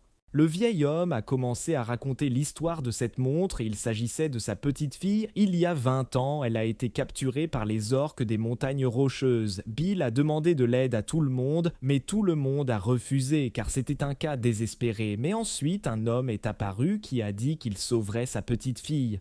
Oliver demanda qui osait se lancer dans une mission aussi dangereuse et le vieil homme lui répondit que le nom du sauveur était également gravé sur la montre. Le jeune homme ne comprenait rien car il ne voyait pas d'autre nom sur l'horloge. Le vieil homme lui dit alors que le nom du deuxième propriétaire de la montre était caché. Quand Oliver vit l'inscription, il ne pouvait pas croire ce qui se passait. Son surnom, Bonhomme de neige, était écrit sur la montre. Bill fut également surpris que 20 ans plus tard, cette montre lui soit apportée par un homme du même nom et du même âge. Soudain, le jeune homme se sentit mal. Les souvenirs remplissaient sa tête. Maintenant, il se souvenait et comprenait ce qui se passait. La première figure d'Oliver était également un bonhomme de neige. C'était un magicien qui accomplissait cette tâche. Se pourrait-il que les figures que le personnage principal a soulevées aient eu un impact sur le monde de l'éternité ? Ayant tout compris, Oliver se rendit à la bibliothèque municipale pour apprendre l'histoire du monde. D'après ce qu'il lut, il comprit que dans ce monde, ces personnages avaient réussi. Une personne peut accomplir beaucoup de choses dans une vie, mais au cours de ces 20 années, 30 personnages, à l'insu d'Oliver, ont créé l'histoire de Pandéa. Les aventures de Bill n'étaient pas encore terminées. Le vieil homme lui montra l'endroit où sa petite fille était enterrée, et bien que son corps n'était pas là, il croyait qu'il devait y avoir un tel endroit, un lieu de mémoire de sa précieuse petite fille. Maintenant que la montre pouvait être rendue à son propriétaire, Oliver posa sa main sur le monument et s'excusa d'être arrivé trop tard. Un fumble, terme signifiant l'échec ultime, est également le nom d'un lancer de dés qui aboutit à un 1 et la première figurine du garçon, le bonhomme de neige, a été tuée par cela même. Le protagoniste a suggéré que ces trous de mémoire étaient peut-être liés au traumatisme psychologique qu'il avait subi pendant le jeu. Soudain, le jeune homme se sentit très mal, la tâche fut accomplie et en récompense, il reçut des points caractéristiques, mais la douleur submergea tout ce qui se passait autour de lui. Oliver ne pouvait pas se concentrer. Ses souvenirs commencèrent à revenir, le souvenir des 30 personnages était toujours là, il s'était désintégré avec eux. Une fenêtre système apparut devant le personnage principal, l'informant d'une nouvelle aventure, du destin et des objets à restituer. Oliver hérita des souhaits inassouvis de sa première figure, le bonhomme de neige. Bill commença à s'inquiéter pour le jeune homme, voyant à quel point le garçon souffrait, il s'inquiétait pour lui et voulait l'aider. Mais le personnage principal a assuré au pauvre vieil homme que tout allait bien et qu'il n'y avait pas lieu de s'inquiéter. Le vieil homme ne comprenait pas vraiment ce qui arrivait au gars, mais il était toujours heureux de l'aider, la faveur de Bill grandissait. Bill a terminé toutes ses affaires près de la tombe et a invité Oliver à revenir. Le protagoniste a compris que la tâche était accomplie et qu'il était possible de revenir, il a donc accepté avec lui. Mais le jeune homme s'inquiétait d'un fait, il pourrait hériter de la volonté de ses pièces. Debout devant la tombe, le garçon se souvenait de sa première figure. Elle était grande, avec un potentiel énorme et maintenant elle l'aidait à trouver son destin.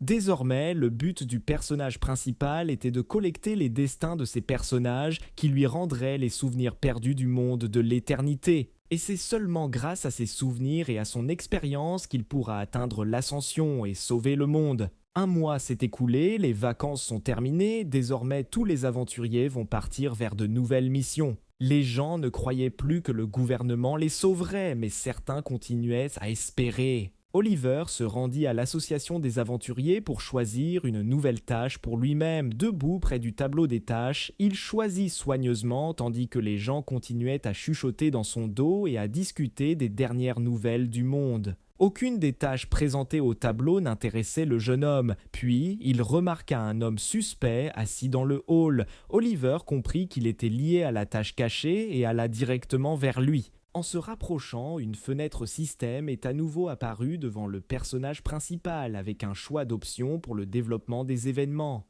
Oliver choisit la quatrième option et demanda à l'homme ce qu'il faisait là, car il ne ressemblait pas à une personne ordinaire. L'homme s'est intéressé au jeune homme, alors il a décidé de lui dire qu'il cherchait des personnes pour un travail intéressant. Assis à la table, le jeune homme commença à écouter attentivement le conteur et d'après ce qu'il entendit, il comprit que l'essence du travail était le transport de marchandises. L'homme voulait confier ce travail à quelqu'un de fiable qui pourrait s'occuper de cette tâche et a également promis de récompenser généreusement l'exécutant. Oliver savait qu'il avait affaire à une fraude, mais cela ne l'effrayait pas. Il accepta presque immédiatement le travail et accepta la mission. L'homme en face de lui avait autrefois trouvé quelqu'un qui accepterait de prendre son travail, alors il s'est présenté au jeune homme comme étant Arden. Les deux gars ont observé les actions d'Oliver, elles lui semblaient suspectes et ils ont également prêté attention à son équipement. Les gars debout près du mur complotaient quelque chose, l'un d'eux est allé à la guilde pour amener quelques personnes supplémentaires et l'autre est resté pour regarder. Le lendemain, tous les chercheurs se préparaient déjà à l'aventure. Ils ne voulaient pas quitter la zone de sécurité, mais le système les a obligés à subir des tests. Olivier regarda autour de lui et évalua la condition des gens. Il croyait que le système était cruel car un mois de repos avait ruiné toute l'ambiance. Mais il n'y avait pas de temps pour y penser. Le moment du troisième test était arrivé, le personnage principal était entouré d'une lumière vive, le mouvement avait commencé. La troisième épreuve du héros concernait le transport de marchandises. La difficulté de cette tâche résidait dans le fait que le jeune homme allait rencontrer en chemin des bandits désireux de s'emparer des marchandises. Après avoir appris l'essence de la tâche, le protagoniste s'est rappelé que son premier personnage, le bonhomme de neige, l'avait déjà accompli, mais ce n'était pas une raison pour se détendre. Le jeune homme se déplace au bon endroit, Arden le rencontre et le présente à un groupe de personnes qui seront les partenaires d'Oliver. Les nouveaux membres de l'équipe ont décidé de se présenter tout de suite. Le gars avec la casquette s'appelait Ethan et le deuxième était Robert. Oliver les reconnut immédiatement, c'était eux qui le suivaient dans l'association d'aventure, mais ce n'était plus l'essentiel maintenant, il devait y avoir des traces d'une deuxième figure dans cette aventure. Arden informe les garçons que même s'il s'agit d'une mission d'escorte, ils seront en réserve car ils ont déjà suffisamment de sécurité. Les garçons n'étaient pas trop préoccupés par la mission, ils avaient un plan différent, alors ils se sont immédiatement dirigés vers le chariot. Mais Oliver savait que cette tâche n'était pas aussi simple qu'elle pouvait paraître à première vue, car la chaîne d'aventure pouvait radicalement changer la difficulté. Une mission apparemment ordinaire deviendra à la fin pratiquement impossible à accomplir et ce ne sera pas plus facile pour le héros, mais il devra quand même continuer à trouver des traces du deuxième personnage. Alors, le test a commencé, les chariots sont partis, les jeunes hommes étaient déjà assis dans l'un d'eux mais ne se doutaient toujours de rien. Oliver ne faisait pas confiance à ses partenaires. Il était sûr qu'ils préparaient quelque chose, mais il ne savait pas encore quoi, mais le héros était sûr qu'ils étaient définitivement venus pour lui. Il se demandait qui pouvaient être ces types, s'ils étaient des assassins à la recherche de l'équipement des autres joueurs ou s'ils voulaient simplement empêcher la mission d'être menée à bien. Les gars parlaient, ils considéraient cette mission comme la plus facile et ne la comparaient même pas avec leurs tests précédents. Soudain, Robert se tourna vers le bonhomme de neige et lui demanda quelle était sa profession. Oliver n'était pas d'humeur à parler à ses partenaires, alors il ne répondit que brièvement invocateur. Les membres du groupe ont ri car ils ne croyaient pas que quelqu'un puisse choisir une telle profession. Selon la logique des gars, un homme devrait participer à la bataille en tant que chevalier et ne pas rester sur la touche en tant qu'invocateur. Oliver ne se souciait pas de ce que disaient ses partenaires. Il ne se souciait que de la tâche maintenant. Mais les dieux étaient indignés par les paroles des gars. Ils étaient de vrais fans de l'invocateur. Alors, il voulait remettre ses parvenus à leur place qui ne comprenaient pas encore toute la puissance des ombres. L'un des partenaires a commencé à poser des questions au personnage principal sur la guilde. Il était intéressé par la guilde que le bonhomme de neige avait rejointe. Le bonhomme de neige n'avait pas encore rejoint de guilde. En entendant cela, Robert commença à lui conseiller de rejoindre rapidement une communauté. Oliver n'avait pas l'intention de rejoindre une guilde, il ne pensait pas que c'était nécessaire, car avec ou sans guilde, ses propres partenaires pouvaient le trahir, il était plus facile d'être seul. Le protagoniste savait comment les événements allaient se dérouler, il était sûr que des problèmes le rattraperaient inévitablement et que la difficulté de l'aventure augmenterait. Le soir venu, les charrettes s'arrêtèrent pour la nuit et les garçons allumèrent un feu et s'assirent autour pour se réchauffer. Arden a demandé si les garçons avaient apprécié leur dîner et a apporté de l'alcool. Les gars se sont immédiatement jetés sur l'alcool pour le boire. Maintenant, la soirée promettait d'être beaucoup plus intéressante. Les partenaires ont continué à boire, mais pas le bonhomme de neige. Il a seulement regardé le liquide et l'a scanné avec sa capacité de perception. Oliver était dérouté par l'étrange odeur de l'alcool. Il soupçonnait que quelque chose n'allait pas, mais décida de faire semblant de porter le bol à son visage. Portant le récipient à sa bouche, Oliver ne but pas le liquide, mais utilisant son habileté, sa main d'ombre, il versa tranquillement l'alcool. Soudain, Arden informe tout le monde présent que le plan est légèrement différent de l'original. Afin de ne pas contrarier les gars, Arden leur promet une compensation de 600 zlotys chacun. Les gars n'étaient pas contrariés par cette nouvelle. Sous l'influence de l'alcool, ils n'étaient pas indignés. Au contraire, tout était une joie pour eux et la nouvelle de l'augmentation de rémunération ne les rendait que heureux. Mais à ce moment-là, des bandits ont attaqué le camp, des flèches ont volé sur les gars qui étaient assis tranquillement près du feu. Oliver a réussi à remarquer l'attaque soudaine et a immédiatement averti les garçons du danger. L'un des membres du groupe n'a pas eu le temps de réagir, une flèche lui a transpercé le cou. Les garçons sont arrivés paniqués, ils n'étaient pas préparés à une attaque aussi soudaine, ils ont tout abandonné et se sont dirigés vers les chariots pour se mettre à couvert derrière eux. Oliver s'est mis à couvert derrière le chariot et a continué à observer la situation. Les autres gars se sont également réfugiés derrière les chariots, ils ne comprenaient pas ce qui se passait et ne croyaient pas que leur partenaire était grièvement blessé. Les membres du groupe ont essayé de demander à Arden ce qui se passait, mais l'homme n'a pas pu leur répondre. Arden était agacé, il n'aimait pas qu'un groupe de gars lui pose des questions comme ça.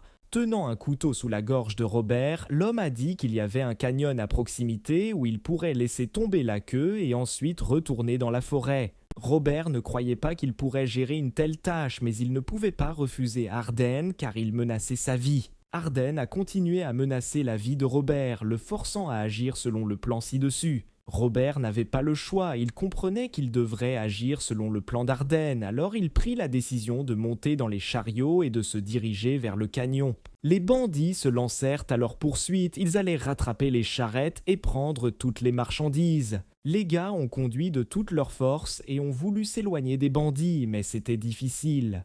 Un partenaire blessé gisait dans l'un des chariots, les participants survivants ont essayé de le sauver, mais le gars perdait déjà connaissance. Oliver n'avait pas l'intention de simplement s'enfuir, alors il monta sur le chariot et se prépara à attaquer ses adversaires. Les gars étaient paniqués, ils ne comprenaient pas ce qui se passait, ils voulaient s'enfuir. Robert, pressé, se tourne vers Oliver et lui propose de faire équipe jusqu'à ce qu'il se sorte de ce pétrin. Mais Oliver n'avait pas besoin de ça, il pouvait gérer les bandits tout seul. Les gars ont été outrés par cette réponse, ils avaient envie de donner une leçon aux parvenus, alors ils ont sorti leurs armes. Soudain, les garçons se sentirent mal, ils tombèrent sur le sol du chariot et ne purent plus bouger. Oliver avait observé ce qui se passait pendant tout ce temps, ses partenaires le blâmaient, ils pensaient qu'il leur avait fait quelque chose. Mais le protagoniste a clarifié la situation pour les membres du groupe. Ils sont maintenant dans cet état parce qu'ils ont bu l'alcool qu'Arden leur a donné. Les bandits étaient déjà en train de nous rattraper, ils se déplaçaient très rapidement et étaient déjà proches. La distance entre les bandits et les charrettes diminuait rapidement, il leur restait très peu de choses. Voyant cela, Oliver invoque son ombre Jamal et passe à l'attaque pour protéger le groupe. Les garçons paralysés étaient allongés sur le sol du chariot et observaient ce qui se passait de côté. Ils étaient émerveillés par la créature invoquée et ne croyaient pas ses paroles. Robert savait qui Oliver avait invoqué, Jamal, le chef orc le plus puissant, se tenait devant lui. Les bandits étaient si proches qu'il n'était pas difficile de voir leur visage. La situation était difficile, mais il était encore trop tôt pour attaquer les adversaires. Oliver attendait le moment parfait. Oliver et son ombre sautent du chariot, les partenaires restants étaient inquiets, ils ne voulaient pas être seuls. Le personnage principal ne se souciait pas des paroles de ses partenaires. Il ne se souciait pas d'eux. Les chariots avançaient à toute vitesse, mais un piège à bandits se dressait sur leur chemin. Arden a remarqué le piège, mais ne s'est pas arrêté, alors il a dit à tout le monde de bien s'accrocher. Tombés dans le piège de l'ennemi, les chariots se sont renversés, ils n'avaient désormais plus où aller, ils ne pouvaient plus laisser les marchandises et les donner aux bandits. Arden a pu survivre après un tel accident, il se relève du sol et sort une arme. Tenant l'épée d'une main, l'homme appelle tous les survivants à se lever et à protéger les biens. Les bandits se préparaient déjà à une attaque, maintenant c'est une guerre dans laquelle chacun est pour soi. L'un des bandits reconnaît Arden et l'appelle par un nom différent. Il semble que le marchand n'était pas celui qu'il prétendait être. Les hommes continuèrent à parler, se préparant à la bataille, se provoquant les uns les autres avec des expressions dures. Arden était un ancien membre d'un gang et a proposé à son adversaire de le rejoindre dans de meilleures conditions.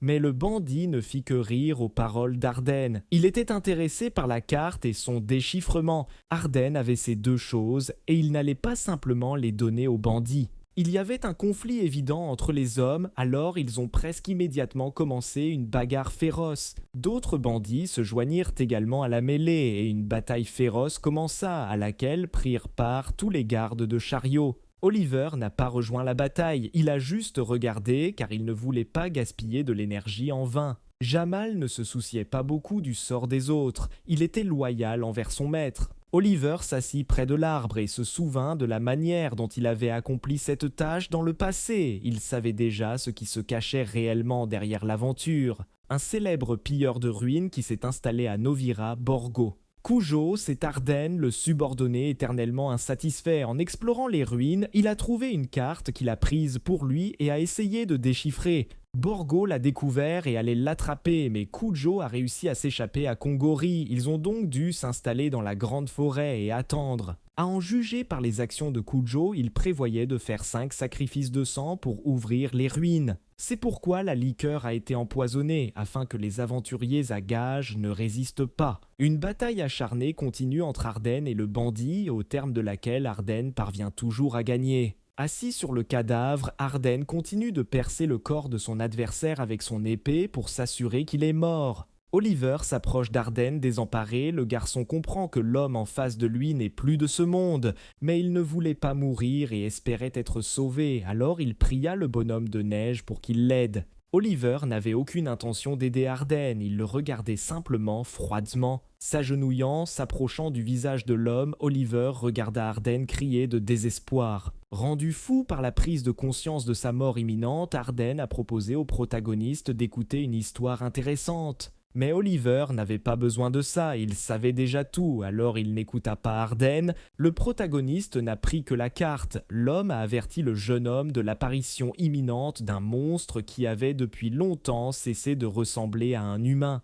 Maintenant, Oliver ne s'intéressait qu'à la carte qu'il avait obtenue. La carte elle-même lui était familière, mais le déchiffrement était différent du précédent. Arden rit, il comprit que le jeune homme était également attiré par les ruines, mais son adversaire, Borgo, connaissait déjà le chemin qui y menait. Oliver regarda son ancien partenaire, sans se soucier des paroles de l'homme. Le jeune homme avait confiance en lui et en ses capacités. Arden rit, il était sûr que le gars céderait à ses désirs. Mais Oliver, debout juste devant Arden, répondit fièrement qu'il contrôlait ses désirs. Robert et son partenaire étaient encore en vie, ils essayaient de choisir, mais leur corps était toujours paralysé. On entendait le bruit des sabots, indiquant qu'un grand groupe approchait. Les garçons ont compris qu'ils ne survivraient pas dans une telle situation, ils étaient envahis par un sentiment de peur, car ils ne voulaient pas encore mourir. Le chef des bandits, Borgo, arriva assis majestueusement sur son cheval et commandant un groupe de personnes. Les bandits recherchaient Arden, ils avaient besoin de la carte volée, mais il était trop tard. Le corps d'Arden était déjà froid au moment où il a été retrouvé. Borgo était fou, il s'approcha du corps sans vie, attrapa sa tête et la souleva droit devant lui. Tenant son corps devant lui comme ça, le capitaine se mit à rire follement, cela effraya ses subordonnés, mais ils ne purent dire un mot. Après avoir fouillé le corps du voleur, le capitaine n'a pas trouvé ce qu'il voulait et a été déçu par cela. L'un des subordonnés a suggéré que peut-être quelque chose s'était produit. Borgo voulait savoir qui avait sa carte, alors dès que ses subordonnés ont trouvé les survivants, il a commencé à les interroger. Les prisonniers ne savaient rien, ils n'avaient rien entendu à propos de la carte, seule la peur et l'horreur étaient visibles dans leurs yeux. Borgo n'était pas miséricordieux, au contraire, il était connu pour sa cruauté, alors, réalisant que le gars ne savait rien, il lui a immédiatement coupé la tête. Le deuxième gars était beaucoup plus intelligent que le premier, alors il a immédiatement commencé à parler du bonhomme de neige à Borgo. L'un de ses subordonnés avait déjà envoyé quelques-uns de ses frères à sa poursuite, mais non loin du lieu de l'incident, il a retrouvé leur corps. Ayant appris cela, Borgo s'intéressa encore plus au bonhomme de neige et commença à poser des questions au garçon à son sujet, mais le jeune homme savait seulement que le bonhomme de neige était un invocateur d'ombre. Le chef a reçu toutes les informations, il n'avait plus besoin du gars, alors d'un coup sec, il a coupé la tête du jeune homme. Montant sur son cheval, Borgo et ses subordonnés se lancent à la poursuite du bonhomme de neige. Oliver est arrivé sur les lieux et se tenait déjà devant l'entrée des ruines qui était indiquée sur la carte. Il ne pouvait plus continuer à cheval, alors il descendit de cheval et marcha en avant. En chemin, il commence à se souvenir de chaque pas qu'il a fait dans le passé. Soudain, parmi un tas de feuilles, le jeune homme trouve une statue de bronze qu'il faut tourner dans le sens des aiguilles d'une montre. Après avoir tout fait selon les instructions, Oliver active le mécanisme qui ouvre le portail. Oliver regarde le mécanisme et se rend compte qu'il doit maintenant s'approcher de l'entrée des ruines. Soudain, les sens du jeune homme s'exacerbèrent. Le système l'avertit d'un danger imminent. Avec son attaque, Borgo montra qu'il avait rattrapé le jeune homme. Jamal réussit à peine à arrêter l'attaque rapide de l'ennemi, sauvant ainsi son maître. Tenant la flèche de l'ennemi dans ses mains, Jamal conseille à son maître d'avancer car les ennemis sont très proches. Oliver est déterminé à continuer le test, alors il part en avant. Les dieux regardaient Oliver, ses fidèles fans sincèrement inquiets et lui souhaitaient bonne chance dans l'épreuve. Le protagoniste s'est approché de la porte, mais 5 sacrifices sanglants ont été nécessaires pour l'ouvrir. Soudain, le jeune homme commença à déchirer la carte qu'il avait obtenue avec tant de difficulté. Les dieux ne comprenaient pas ses actions. Oliver a compris la traduction différemment. Dans son interprétation, 5 sacrifices sanglants signifiaient sacrifier 5 gouttes de sang. Le protagoniste avait raison et le type de ruine s'ouvrait devant lui. Maintenant, le jeune homme pouvait continuer le test et entrer dans les ruines. Les dieux étaient ravis d'Oliver. Beaucoup d'entre eux lui ont sacrifié la folie. Borgo se tient déjà devant les portes des ruines, mais il est trop tard, le bonhomme de neige est déjà à l'intérieur. Borgo a ordonné à l'un de ses subordonnés de déchiffrer le piège, mais le bandit n'était pas sûr de pouvoir gérer cette tâche. En s'approchant, le bandit s'est rendu compte que le bonhomme de neige savait que le décryptage d'Arden était incorrect. Il l'a immédiatement signalé à Borgo. Ce bonhomme de neige est devenu encore plus intéressant pour Borgo. Maintenant, il voulait rattraper le gars et le rencontrer face à face. Une fenêtre système est apparue devant Oliver, l'alertant qu'un groupe de pillards des ruines de Borgo était entré dans la chambre de confinement. Oliver n'était pas trop inquiet, même s'il ne s'attendait pas à ce que Borgo le rattrape si vite. Le groupe de pilleurs de ruines suivait avec confiance les traces du bonhomme de neige. Borgo était dans l'attente. Oliver rencontra le premier piège sur son chemin. Il se tenait devant lui et réfléchissait déjà à la manière de le contourner. Des deux côtés de la pièce, il y a des pièges à flèches et devant, une tablette avec des inscriptions dans une langue ancienne inconnue. La fenêtre du système apparut à nouveau devant ses yeux, offrant de nombreuses options, mais Oliver choisit de déchiffrer l'inscription. Le panneau disait « Pratiquer l'humilité et la modération, montrer du respect et une gratitude infinie envers Ismokan ». La dernière fois, Oliver avait choisi la même chose, alors il s'était accroupi et avait lancé une pierre pour tester sa théorie. Après avoir testé sa théorie, le protagoniste était convaincu qu'il avait raison et continua son chemin. Borgo et ses subordonnés s'étaient également déjà approchés du piège, mais Oliver n'était plus là.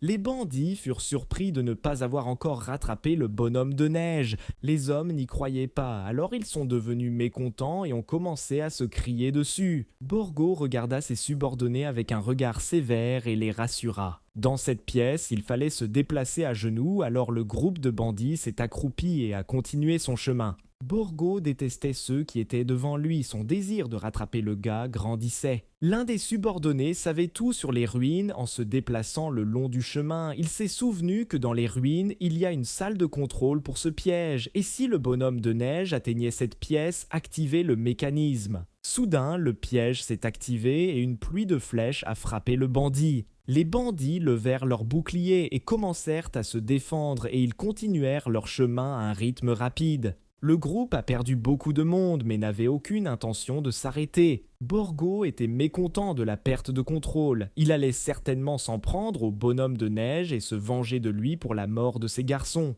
Parmi les morts se trouvait un homme qui savait tout de ces ruines. Maintenant, le chemin deviendra plus difficile pour le groupe de bandits. Borgo devint fou à cette nouvelle. Son rire résonna dans toute la région. Le bonhomme de neige devenait de plus en plus intéressant. Le protagoniste ne se souciait pas de ses poursuivants. Il était déjà proche de l'énigme suivante. Les leviers étaient reliés au mécanisme de la porte que le héros traversait, à l'aide de laquelle il pouvait retarder ses adversaires. Oliver arriva à la porte suivante. Il se souvint comment traverser cette pièce et comment éviter les pièges. En regardant autour de la pièce, le jeune homme remarqua qu'il n'y avait pas de porte. La fenêtre du système apparut à nouveau devant lui, offrant plusieurs options d'action. Le jeune homme connaissait la traduction du piège, alors il décida de continuer son chemin. Oliver ferma les yeux et se dirigea directement vers la porte, car la traduction ressemblait à « Ferme les yeux et marche sur le chemin de ton cœur jusqu'à Izmokan ». Fermer les yeux et marcher droit dans les pièges est une folie, mais c'est le seul moyen de passer la porte. La traduction indiquait également qu'il y avait 8 personnes qui se disaient prêtres, et ce nombre symbolisait le dieu local, Izmokan. 8 est le nombre de pas effectués par les personnes mesurant 2 mètres, donc Oliver doit ouvrir les yeux sur la 9e marche. La lumière illumina la pièce, la porte cachée s'ouvrit devant Oliver, il avait confiance en ses capacités et continua son chemin. Oliver traversa rapidement toutes les portes suivantes, et les dieux qui observaient son passage ne pouvaient détacher leurs yeux de lui. Le personnage principal marchait déjà dans le couloir sombre et s'approchait de la dernière porte. Oliver a suivi les traces de sa silhouette, il devait retrouver son fragment de destin et lui rendre ses souvenirs. Le pilleur de ruines, Gilias, est la deuxième figure d'Oliver qui a vécu une courte vie. Poursuivant son chemin, Oliver se retrouve près de la 10e porte, appelée la salle de lumière. À cette époque, Borgo continuait à suivre le bonhomme de neige et en chemin il perdit de nombreux disciples. Il les sacrifia pour pouvoir continuer. Les bandits ne voulaient pas mourir si facilement, mais ils ne pouvaient pas résister à la volonté du capitaine. Borgo a utilisé leur vie comme une ressource pour l'aider à attraper le bonhomme de neige. Oliver regarda autour de lui à la recherche du corps de Gilias pour récupérer le fragment de son destin. Dans le coin de la pièce, Oliver remarque un squelette vêtu de vêtements qu'il reconnaît. C'était Gilias. Le protagoniste s'approcha du squelette et le regarda avec regret. Il regrettait de ne pas pouvoir prolonger la vie de sa silhouette à ce moment-là. Oliver ressentit à nouveau de la douleur, sa tête tournait, à ce moment-là, le transfert des souvenirs de Gilias au personnage principal commença. La tête du jeune homme était remplie de fragments de la vie du personnage. Il les vivait avec lui et ressentait tous les sentiments et les émotions du personnage. Des larmes coulaient sur le visage d'Oliver, la volonté de Gilias fut transférée au jeune homme ainsi que son talent de pilleur de ruines. Oliver était déterminé à tester la théorie de Gilias et se dirigea directement vers la porte. Le protagoniste dirigeait la lumière des miroirs vers le haut, directement sur le portrait de la déesse. Debout juste devant le hall de lumière, le personnage principal dit « Izmokan, qui donne la lumière à tous les êtres vivants, montre-moi le chemin ». Soudain, un chemin s'ouvrit devant le jeune homme, un escalier menant directement au ciel. Oliver monta les escaliers qui menaient au sommet des ruines. Les dieux veillaient sur le héros et lui sacrifiaient la folie que le jeune homme pouvait plus tard utiliser pour acquérir des objets uniques. Alors qu'Oliver montait les escaliers, il vit une autre porte qui était fermée. Après avoir ouvert la porte, un long couloir apparut devant le jeune homme, au bout duquel se tenait une statue de la déesse. Soudain, la statue commença à parler, saluant l'étranger. Oliver regarda droit dans les yeux la statue, il remercia la statue de la déesse pour un accueil si chaleureux. La déesse voulait récompenser le héros pour avoir traversé avec succès les ruines. De l'or et des objets rares commencèrent à couler du mur. Oliver ne pouvait choisir qu'un seul objet parmi l'ensemble des récompenses offertes. Le jeune homme était confronté à un choix difficile car il ne savait pas ce qui pourrait lui être utile à l'avenir. Le protagoniste utilise sa compétence, sa perception et regarde attentivement tous les objets présentés. Après avoir longuement observé les objets, Oliver choisit le bandage de la perspicacité. À Pandéa, il y avait des clans, des unions et des tribus avec des yeux spéciaux et chacun avait des capacités différentes qui leur permettaient de voir quelque chose de spécifique. Oliver croyait que ce bandage lui permettrait d'avoir de tels yeux et le regard pénétrant lui conviendrait certainement. La déesse a demandé au héros s'il voulait choisir autre chose, mais le jeune homme a refusé. Ismokan donne toujours des richesses aux gens humbles, donc Oliver reçoit une récompense supplémentaire. Oliver était ravi de la récompense supplémentaire, car même sans regarder, on pouvait dire qu'il y avait là quelque chose de rare. Pour commencer, le jeune homme a voulu activer sa perspicacité, alors il a immédiatement mis le bandage. La capacité fut activée et les pupilles du jeune homme commencèrent à briller d'une lumière dorée. Lors de l'activation de la capacité, Oliver a ressenti une douleur indescriptible. Il ne s'attendait pas à ce que l'activation soit accompagnée d'un tel tourment. Insight est activé et maintenant le héros voit le monde avec de nouveaux yeux. À ce moment-là, Borgo et ses disciples rejoignirent Oliver, ils étaient déjà dans la salle de la déesse. Le jeune homme savait que tôt ou tard ses poursuivants l'attraperaient, il était donc prêt pour la rencontre. Borgo avait un certain intérêt pour son adversaire, alors il a commencé à poser des questions au jeune homme. Mais soudain, il fut pris de folie, Borgo n'allait plus parler à l'ennemi, il voulait le mettre en pièces. Oliver n'était pas effrayé par l'image sinistre de Borgo, il avait confiance en ses capacités, alors il regardait calmement. Soudain, le dernier survivant des partisans de Borgo remarqua l'or qui se trouvait à proximité. Le capitaine n'a pas apprécié le comportement de son partisan, alors il a balancé sa hache et a tué le dernier bandit. Le partisan de Borgo ne comprenait pas pourquoi le chef le traitait de cette façon, et après avoir dit ces derniers mots, il meurt. Borgo ne voulait pas partager la récompense, car il croyait que tout dans ce monde lui appartenait. Oliver observait les événements, se demandant comment quelqu'un comme Borgo pouvait atteindre le sommet. Le héros a continué à provoquer l'ennemi, rien ne l'effrayait. Le chef des bandits, voyant le trésor, s'est immédiatement précipité vers lui et a oublié son ennemi. Borgo remarqua parmi tout cet or un morceau d'armure ensanglantée qu'il enfila immédiatement. Le chef était entièrement recouvert d'une armure, il était prêt à combattre l'ennemi. Le jeune homme ne se laissa pas troubler par la folie de l'ennemi, il observait de loin ce qui se passait. Borgo ne connaissait pas le nom de l'endroit où il se trouvait et la statue de la déesse qui se trouvait derrière le jeune homme s'est transformée en démon.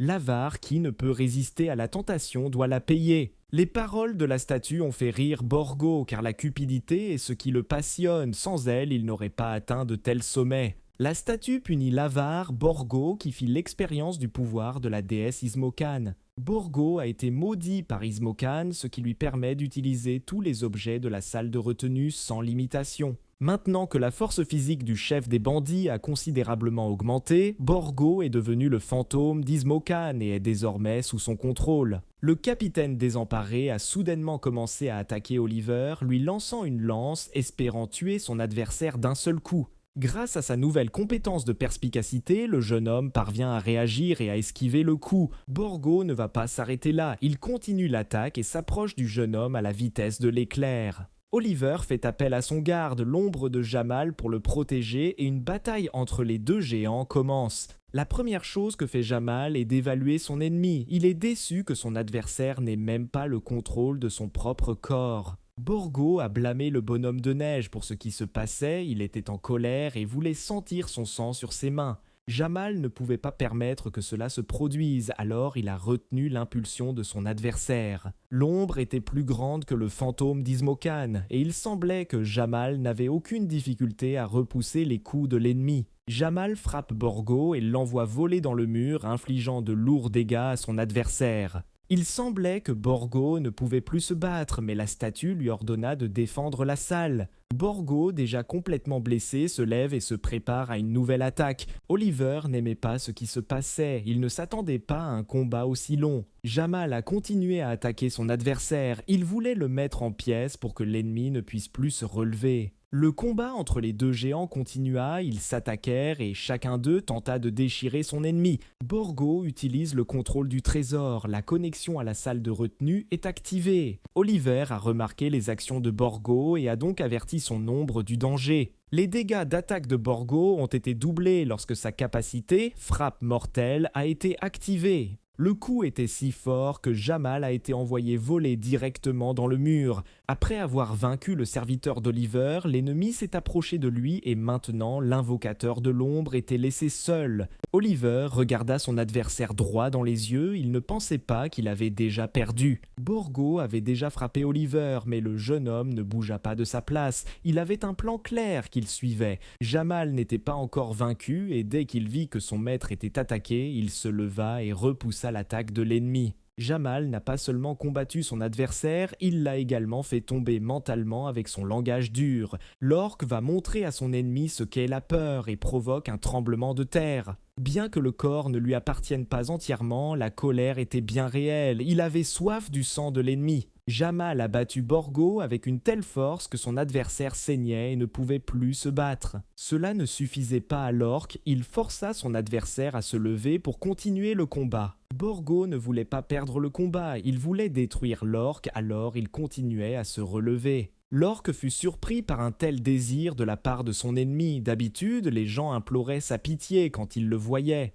Leur combat continua pendant un certain temps, ils étaient tous les deux déjà morts, mais ils se battirent comme s'ils mettaient leur vie en jeu. Jamal finit par donner un coup de poing à Borg et l'envoie directement dans le mur, laissant l'adversaire vaincu incapable de se relever. L'orque sauvage se tient fermement sur ses pieds et déclare sa victoire. Le chef des bandits ne comprenait pas comment il pouvait être vaincu, il ne croyait pas à sa défaite, mais il ne pouvait plus se relever. Oliver regarde son ombre et ressent un sentiment de fierté, il est heureux d'avoir fait de Jamal le sien. Jamal a attrapé son adversaire par la tête et a commencé à le serrer, moment auquel Borgo a commencé à implorer sa clémence. Mais l'orque ne fut pas miséricordieux, il fit ressentir de la peur à son ennemi et en un instant lui écrasa la tête d'une main.